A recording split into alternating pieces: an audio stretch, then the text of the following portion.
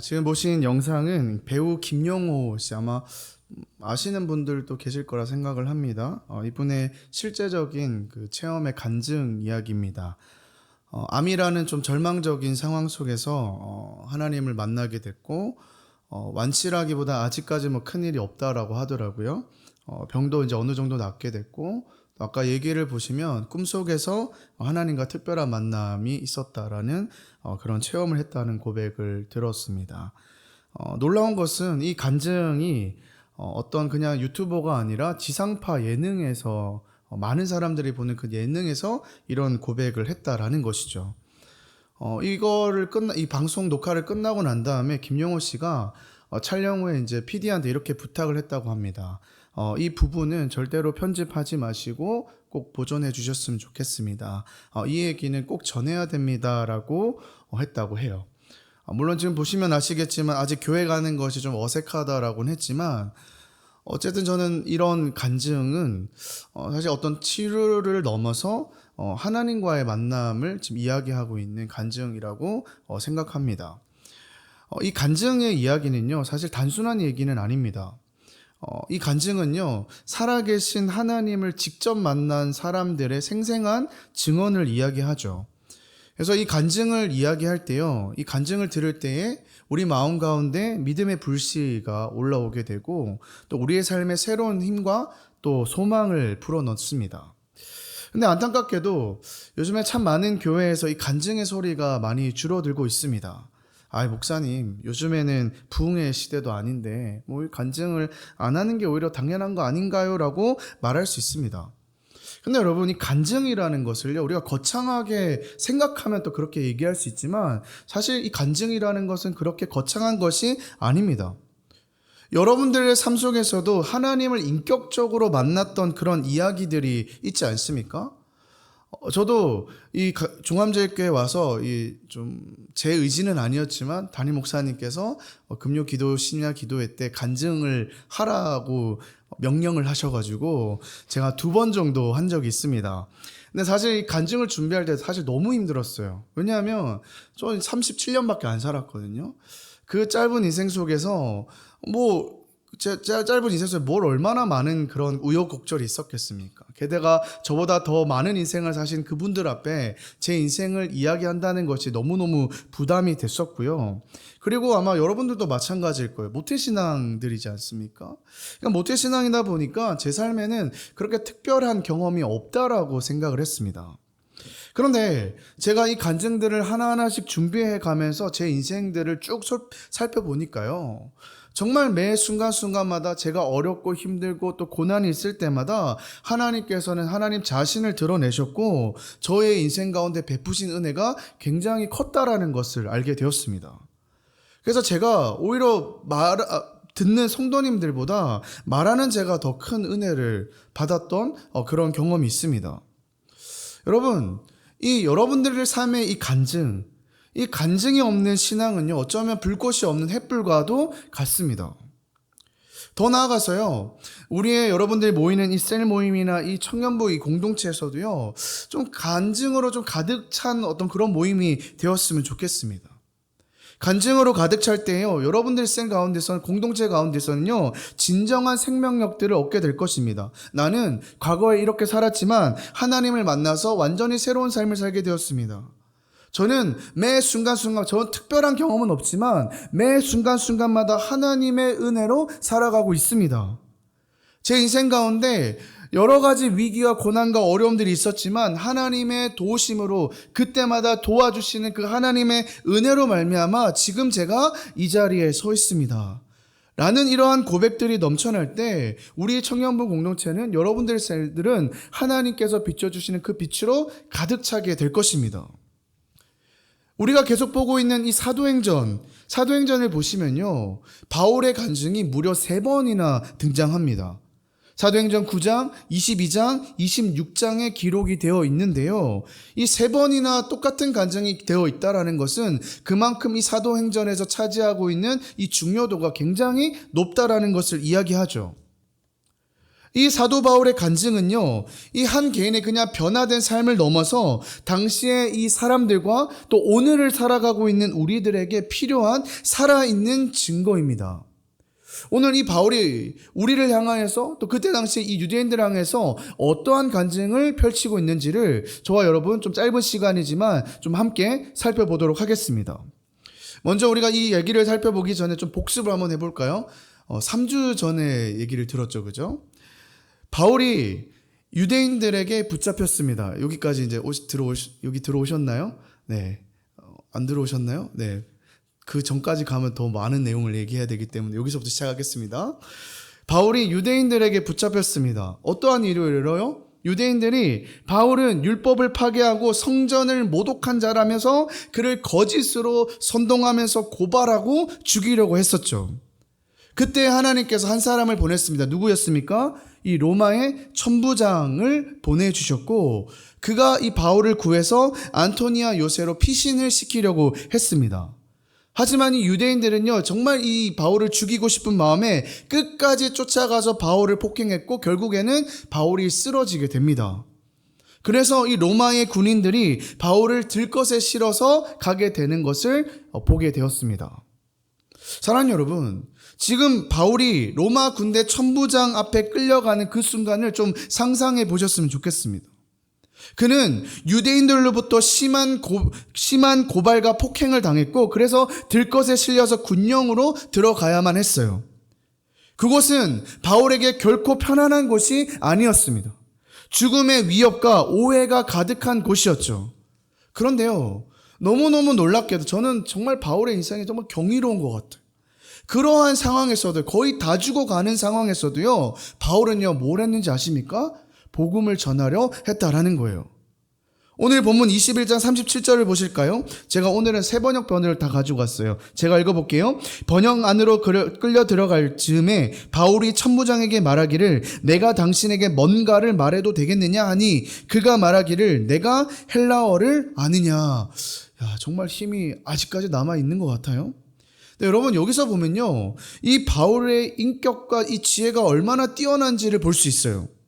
지금 감옥으로 끌려가는 고통스러운 상황에서도 그는 지금 뭘 하고 있어요? 예의를 차리면서 이 천부장과 대화를 하려고 하는 거예요. 근데 여러분 신기하게도 말씀 계속 보여주세요. 바울이 사용했던 언어가 있는데요, 지금 어떤 언어를 쓴 것 같아요? 네, 헬라어를 썼다라는 거예요. 당시 이 유대인들은요, 자신들의 언어가 아니었기 때문에 헬라어를 잘 사용하지 않았거든요. 근데 바울은요, 지금 헬라어를 잘 쓰는 천부장이 놀랄 만큼의 그 이상의 수준의 높은 헬라어를 구사하고 있었다라는 거예요. 그래서 지금 바울의 이러한 유창한 헬라어 실력 때문에 천부장이 놀란 거예요. 당신 헬라어를 할 줄 아십니까?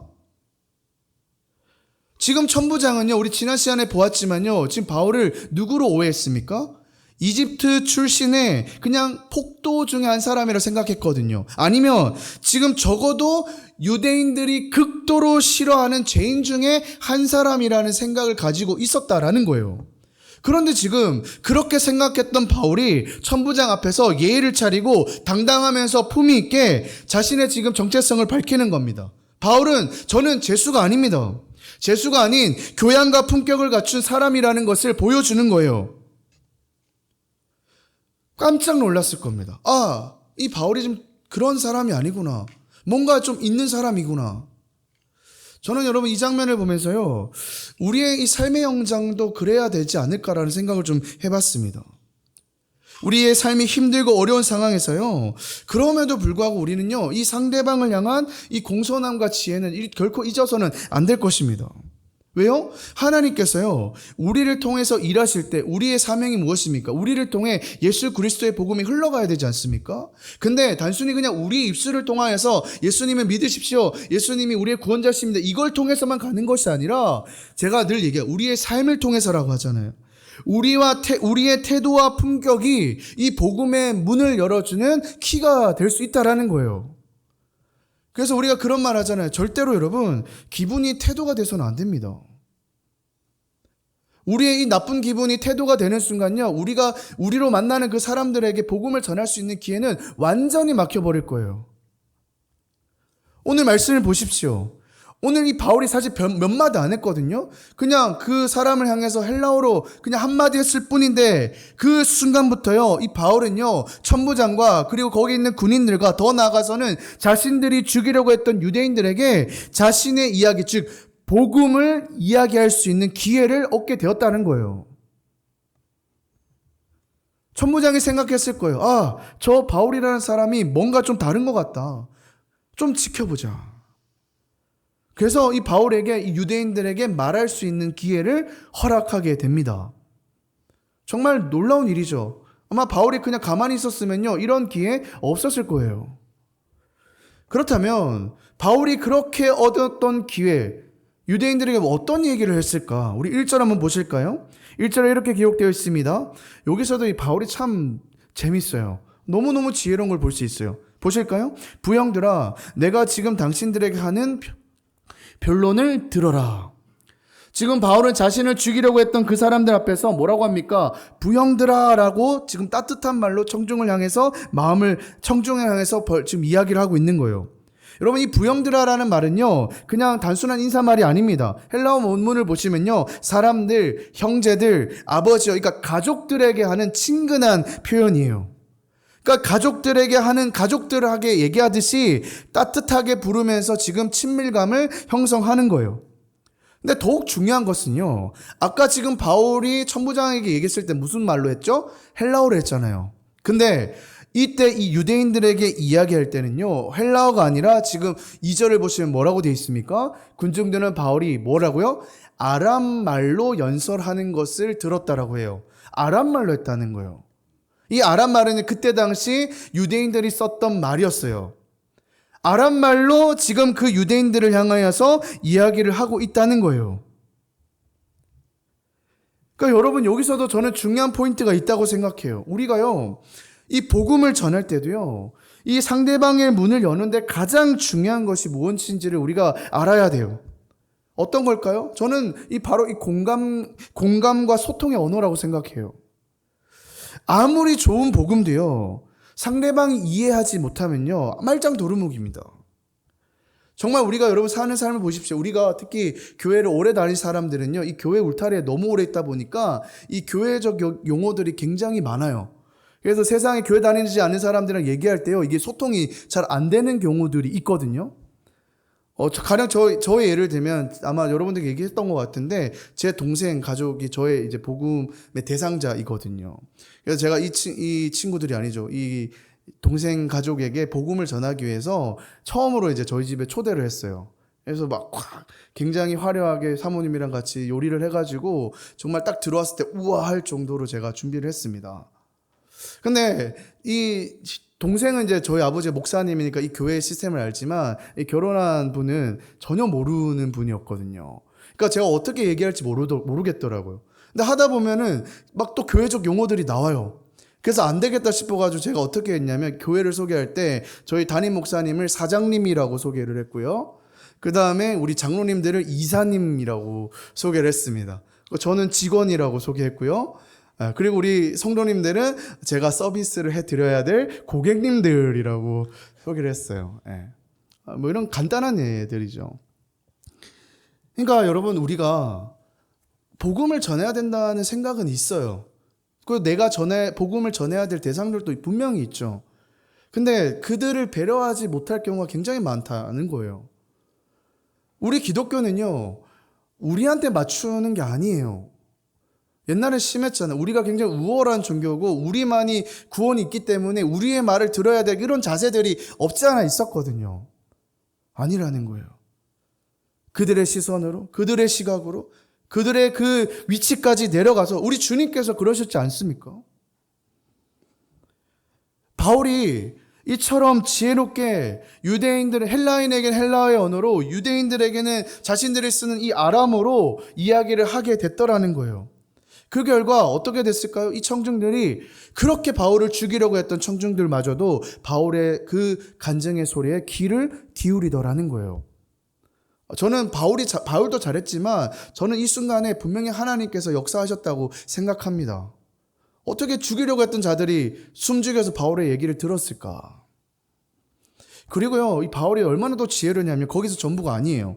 바울은 이어서 이제 이 유대인들을 향해서 이야기하는데 자신의 출신과 교육, 이 자신의 이 과거에 대해서 솔직하게 고백합니다. 3절 보실까요? 이렇게 얘기합니다. 나는 유대인으로 길리기아의 다소에서 태어났으며 이 도시에서 자라나면서 가말리엘 문화에서 조상의 율법의 엄격함을 따라 교육받았고 나도 오늘 당신들처럼 하나님께 열성적이었으며 라고 되어 있어요. 먼저 출신에 대해서 얘기하죠. 뭐라고 합니까? 자신을 길리기아의 다소 출신이라고 이야기합니다.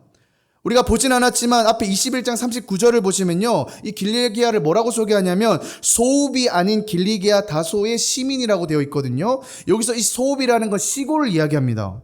그러니까 뭐래요? 저는 시골 출신이 아닙니다. 시골 출신이 아니라 대도시인 길리기아 다소성의 사람입니다 라는 표현인 거예요. 왜 바울이 이런 표현을 썼을까요?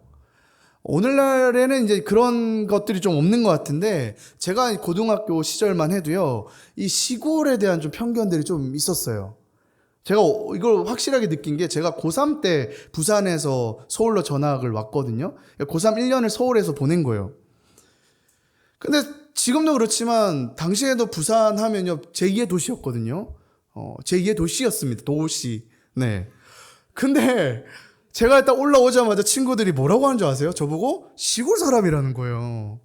아니야, 우리 제2의 도시야. 도시라고 했더니 뭐라고 하냐면 시골 빼고는 다 서울이야 그러는 거예요. 약간 좀 기분이 나쁘더라고요. 저만 그런가요? 예, 아마 시골 사람, 죄송해요. 저도 이제 좀 서울 사람이 되어가지고, 네, 지방 출신 분들은 좀 그런 것들 좀 경험해 보셨을 겁니다.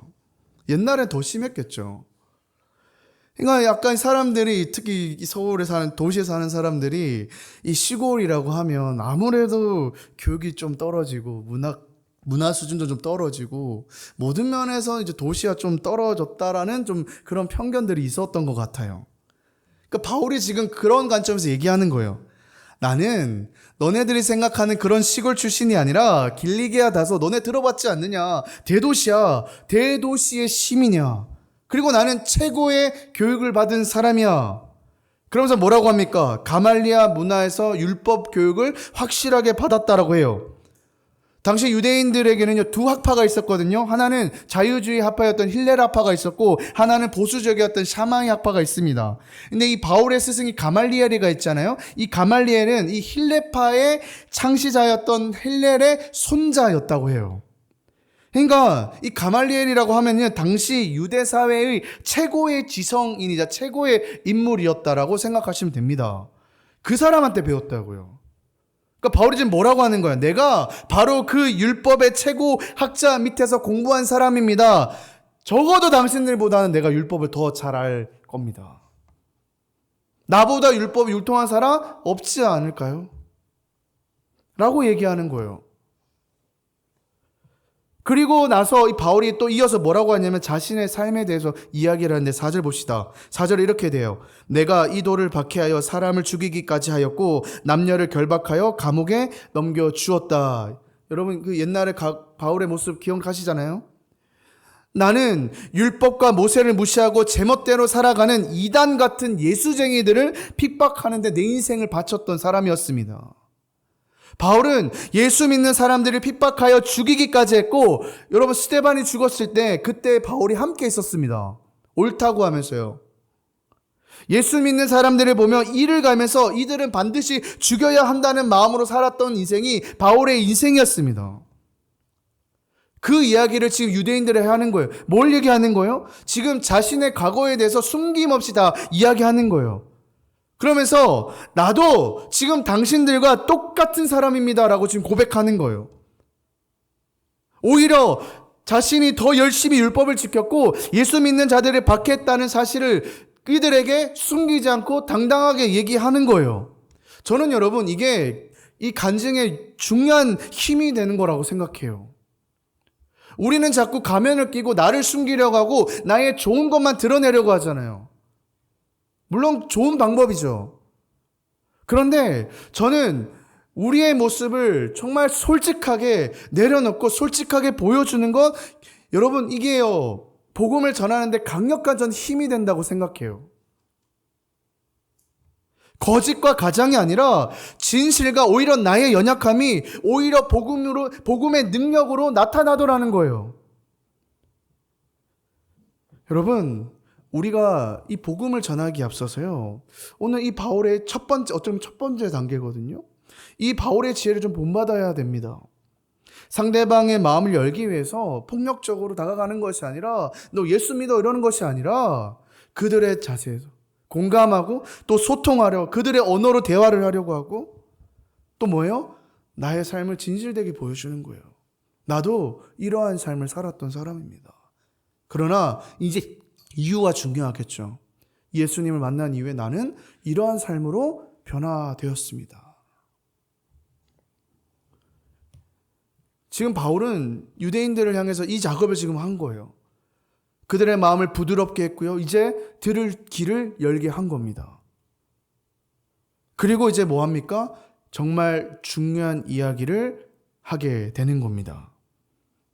사울도 바울의 간증 중에 가장 결정적이고 강력한 순간, 바로 이 다메섹 도상에서 예수님을 만났던 그 이야기를 하는 겁니다. 그 만남을 통해 어떻게 됐나요? 바울의 인생이 완전히 바뀌어 버렸지 않습니까? 6절 7절 말씀 보겠습니다. 제가 읽어볼게요. 내가 가다가 다마스쿠스에 가까이 갔을 때에 정오쯤 되어 갑자기 하늘에서 큰 빛이 나를 둘러 비추었으며 내가 땅에 엎드려져 내게 말씀하시는 음성을 들으니 사울아 사라 내가 어찌하여 나를 박해하느냐라고 하시기에. 이 장면 여러분 떠오르시죠? 바울은 아까도 봤지만 예수 믿는 사람들을 잡아 죽이기 위해 이 다마스쿠스가 다메섹으로 있거든요. 다메섹으로 가고 있었습니다. 그의 마음에는요, 이 마음에 뭐가 있었을까? 분노와 증오로 가득 차 있었어요. 저 예수쟁이들 때문에 우리 유대교가 망하고 있다. 저들을 죽여야 된다. 그러한 마음으로 지금 가고 있는데, 그 순간에 뭐예요? 이 바울의 앞에 하늘에서 찬란한 빛이 비춰오게 된 겁니다.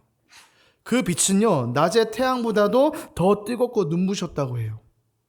바울은 그 빛에 휩싸여서 눈을 뜰 수 없었고 땅에 엎드려서 무릎을 꿇게 됩니다. 그리고 그때 그 빛 사이에서 예수 그리스도의 음성이 들렸던 것이죠. 뭐라고 합니까? 사울아, 사울아, 내가 어찌하여 나를 박해하느냐. 여러분, 이거는요 단순한 환상이 아닙니다. 그냥 잠시 꿈꿨던 게 아니에요. 살아계신 하나님과의 어쩌면 이 바울은요 인격적인 만남이었습니다. 바울은 예수님을 그때 직접 마주하게 되었고요. 그리고 어떻게 돼요? 그의 인생이 바뀌었다라는 거예요. 여러분, 예수님을 만난다는 게 무슨 의미일까요? 단순히 예수님의 존재를 그냥 우리의 머리로 아는 것이 아닙니다. 교회를 다니고 성경을 읽고 종교적인 의식을 행하는 것만으로는요, 여러분 부족합니다. 진짜 믿음은요, 오늘 이 바울처럼 예수님과의 인격적인 만남이어야 된다는 거예요. 우리의 마음과 우리의 영혼이 그분과 만나고 그분의 음성을 듣고 그분의 사랑과 은혜를 체험하는 것이어야 됩니다. 바울은요, 그 만남으로 인해서 완전히 변화된 삶을 살게 됩니다. 그는 예전에는 예수 믿는 사람을 박해하던 사람이었지만 이제는 복음의 열정적인 전도자가 되었습니다. 이제 더 이상 말할 의미가 없잖아요. 우리가 1차, 2차, 3차 영역에서 바울이 얼마나 변화된 인생을 살았는지, 예수 그리스도 얼마나 열정적으로 전도했는지 우리가 보지 않으셨습니까? 그는 끝까지, 저 땅 끝까지 예수 그리스도의 복음을 전하는 자로 살기로 결심했고 그렇게 살다가 죽었습니다. 여러분, 오늘 이 예수 그리스도와 만남은요, 바울만의 이야기가 아닙니다. 우리도요, 동일하게 그 예수 그리스도를 인격적으로 만나야 됩니다. 혹시라도 여러분들 중에 아직 예수님을 인격적으로 만나지 못하신 분들이 계십니까? 마음에 무거운 짐과 어둠이 있습니까? 오늘 이 시간 여러분 기도하는 가운데 그 하나님을 사모하는 마음으로 하나님을 간절히 간구하시길 바랍니다. 주님, 내 인생 가운데 찾아와 주십시오. 저도 주님을 인격적으로 만나고 싶습니다. 사랑하는 여러분, 지금도 예수님께서는요, 우리의 삶 가운데 찾아오셔요.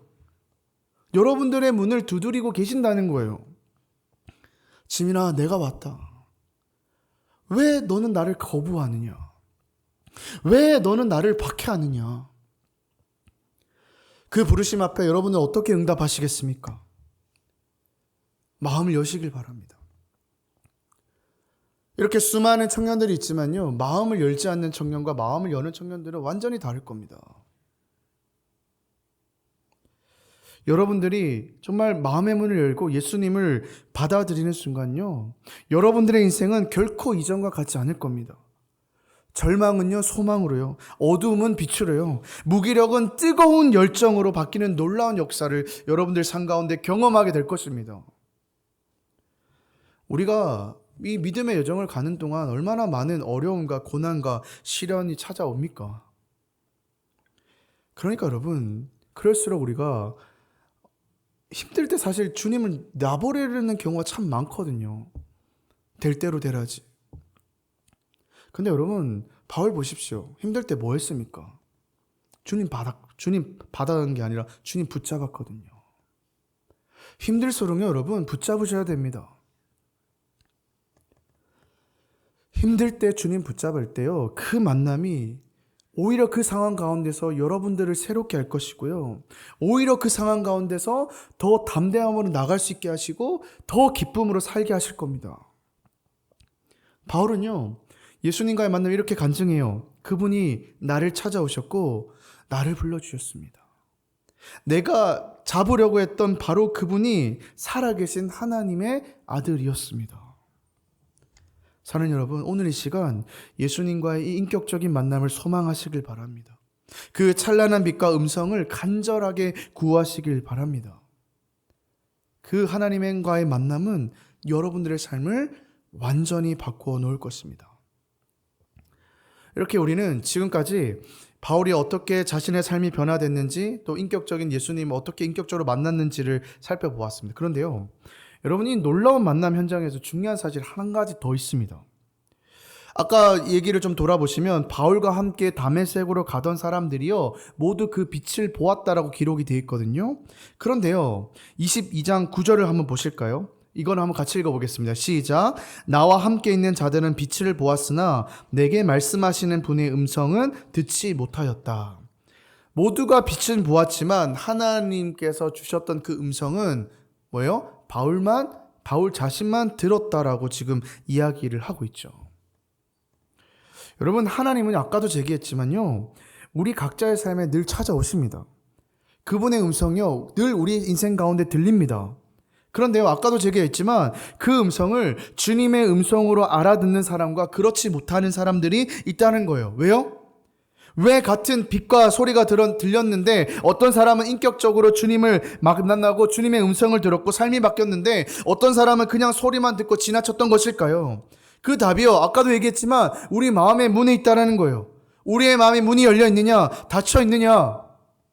요한계시록 3장 20절 말씀을 보실까요? 이렇게 기록되어 있어요. 보아라, 내가 문 앞에 서서 두드리니 누구든지 내 음성을 듣고 문을 열면 내가 그에게 들어가 그와 함께 먹고 그는 나와 함께 먹을 것이다. 주님께서 문을 두드리고 계시다고요. 문 좀 열어달라고 하신다고요. 여러분, 지금 마음의 문이 얼마나 열리셨습니까? 하나님께서는 지금도 여러분들 마음 가운데 외치고 계시는 거예요. 내 음성을 들어라. 나의 부르심에 응답해라. 마음이 문이 닫혀 있으면요, 아무리 좋은 설교를 해도요, 사도 바울이 이 현장에 와가지고 복음을 전해도요, 들리지 않을 겁니다. 혹시라도 지금까지 주님의 음성이 선포됐음에도 불구하고 알아듣지 못하였다면 오늘 시간 결단하셨으면 좋겠습니다. 주님, 제가 제 마음을 열겠습니다. 주님, 내 마음 가운데 찾아와 주십시오. 잠언 8장 17절을 보시면요, 우리에게 이렇게 약속합니다. 나를 사랑하는 자들을 내가 사랑하며 나를 간절히 찾는 자들이 나를 발견할 것이다. 지금 이 순간 우리가 주님을 향한 사모하는 마음으로 간절히 하나님을 구하고 나아갈 때에 주님께서는 반드시 우리를 만나 주시겠다고 약속하셨어요. 그때부터는요, 주님께서 하시는 거예요. 말씀을 맺도록 하겠습니다. 사랑하는 여러분, 우리가 오늘 짧게 나눈 이 사도 바울의 간증은요, 단순한 과거의 이야기가 아니라 지금 이 순간 여러분들 각자의 삶에 살아 숨쉬는 진리입니다. 여러분들 인생 가운데 소중한 것이 무엇입니까? 성공입니까? 명예입니까? 인기입니까? 좋은 직장입니까? 멋진 연애입니까? 다 중요하죠. 그러나 여러분들 인생 가운데 바꿀 수 없는 단 하나가 있습니다. 그게 뭘까요? 바로 내가 만난 예수 그리스도. 그분과의 인격적인 만남과 그로 인한 여러분들의 삶의 변화입니다. 간증이 별거입니까? 예수님을 만나서 변화된 여러분들의 삶이 다 간증이지 않습니까? 이것이 바로 여러분들의 오늘 제목이죠. 리얼 스토리가 되어야 된다는 거예요. 바울은 온몸이 찢기고 피투성이가 되어도요 멈추지 않았어요. 그는 자신이 만난 예수님을 전하는 데에 온 인생을 걸었고요. 그 만남이 그의 삶을 완전히 바꿔놓았습니다. 그의 열정과 확신은 오늘 우리에게도 뜨거운 도전이 되어야 합니다. 지금 이 자리에 스스로 여러분 질문 한번 해보시기 바랍니다. 나는 정말 예수님 만났는가? 나는 정말 예수님을 인격적으로 만났는가? 내 마음 가운데 주님께서 나를 향한 그 사랑과 은혜가 절절히 흐르고 있는가? 아니면 여전히 내 마음을 문을 닫고 그냥 내가 원하는 신앙생활, 내가 그냥 그리고 있는 그 신앙생활, 신앙인으로 살아가고 있지는 않은가? 하나님께서는요 지금도 여러분들의 마음의 눈을 두드리고 있습니다. 내가 왔노라, 내 음성을 들어라, 내 문을 열어달라. 그 부르심에 여러분들이 아멘으로 주님 제가 여기 있습니다. 제 마음에 찾아와 주십시오. 나의 삶 가운데 함께하여 주시옵소서. 나의 인생의 주인은 내가 아니라 오직 하나님밖에 없습니다. 그렇게 받아들이는 순간 하나님께서 여러분들의 삶을 바울과 같이 완전히 새롭게 하실 겁니다. 어두움은 빛으로, 절망은 소망으로, 무기력함은 뜨거운 열정으로 바꿔놓으실 겁니다. 간증이라는 것은요 그냥 머리로 아는 지식이 아닙니다. 내 인생을 그냥 읊는 것이 아니고요, 하나님을 직접 경험한 살아있는 나의 삶 그 자체입니다. 사랑하는 여러분, 이제는 담대하게 일으셨으면 좋겠습니다. 더 이상 주저하지 마시고요, 내가 만난 그 예수님을 붙잡고 일어서시길 바랍니다. 여러분은 하나님께서 선택하신 간증의 증인이며 부흥의 불씨입니다. 바라기는 이번 한 주도 우리가 함께 이 불씨를 가지고 여러분이 속한 그 하나님의 나라에서 하나님을 살리며 또 예수 그리스도의 복음을 여러분들의 그 태도와 말과 행동과 태도와 삶을 통하여서 흘려보내며 하나님 주신 그 천국의 만찬을 함께 누리며 살아가는 저 여러분 되시기를 주님의 이름으로 간절히 소망합니다.